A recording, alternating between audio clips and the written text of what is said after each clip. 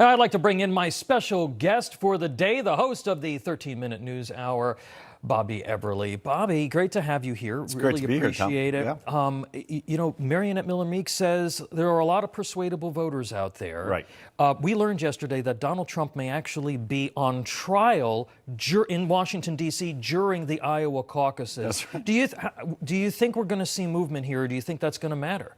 Well, if you look at the trends over the last 6 months, the only movement you've ever seen is Trump going up when something happens. Right. You know, if there's an indictment, he goes up. If there's controversy, it goes up. And now, if there's a trial, it's bound to go up too. There's a poll out of Iowa that says 48% of Iowa Republicans would vote for him if he's in jail. If he's convicted, it's 9 points higher than people who don't support him. So what can you say? And this is where the rest of the field has to be just going nuts, because they can't make any headway no matter what happens. And now when they keep throwing indictments, 78 counts right now, he just keeps doing better. The Democrats, they did this on purpose. Yes. To make sure that he's the nominee. Right. It seems to be working, if that's part of their strategy. It sure does. All right. We're going to have you with us throughout the course of the day and getting your views. Thank you for being here. Let's bring back Bobby Eberle, the host of the 13-minute news hour. Bobby, yes. We just had both Tim Scott and Ron DeSantis on our air. Two very different personalities, yes. Two very different campaigns. Wanted to get your reaction to both of them and how you think they're faring so far in terms of trying to to make this campaign a go.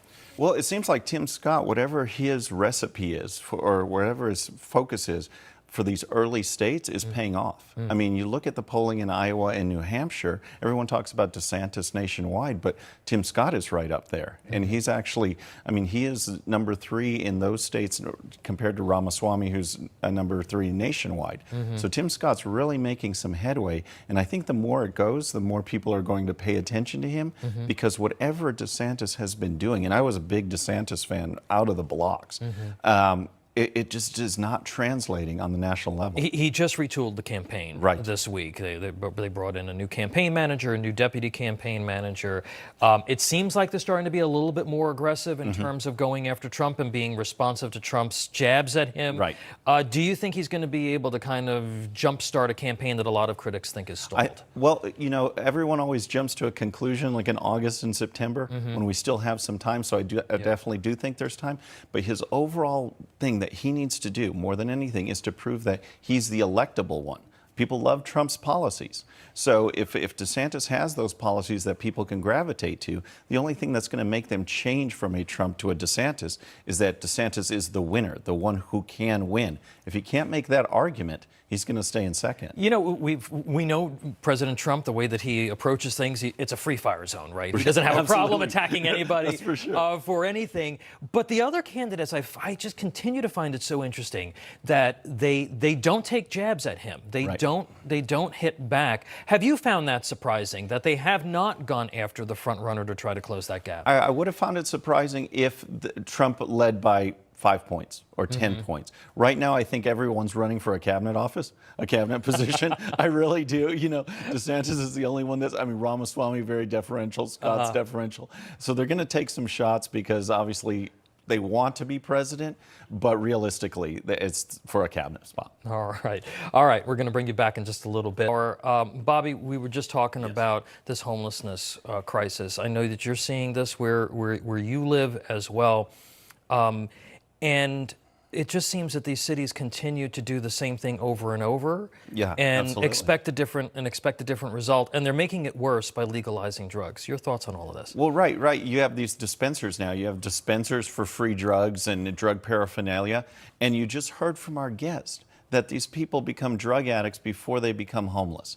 So to encourage the drug habit just encourages homelessness. And you see what that breeds. Businesses are closing. People are moving out. Everything is happening because of this homeless problem. We need to hold government accountable for these programs that spend taxpayer money but aren't giving the results, and also make a renewed emphasis on the mental health issue, which seems to have been downplayed over the decades. All right, and we've stopped prosecuting people for, urban camping, as they call it, or for drug crimes, and that's part of the problem as well. Exactly. All right, we're gonna now head to the Iowa State Fair, where Mike Carter is standing by with a very special guest for us today. Mike, take it away. Yeah, that's right. All right, Thanks, let's get some reaction from Bobby Eberle, my special guest today.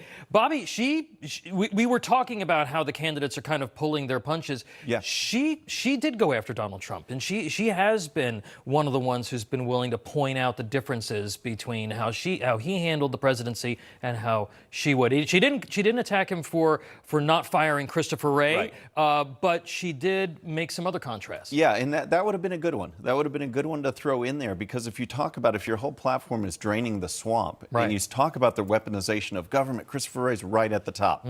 He should have gone after him right away. That is a valid campaign argument.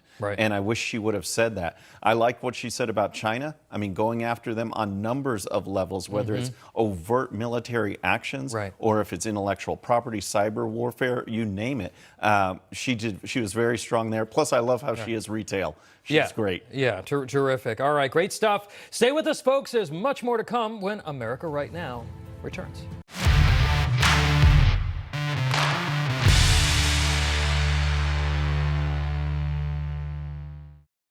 All right, friends, thanks again for tuning in. I really appreciate it. And before you go, please hit that subscribe button above. Once you do, tell your friends, share it, spread the word about the 13-minute news hour so we can keep growing. And for more great content, check out these videos right here, and I'll see you next time.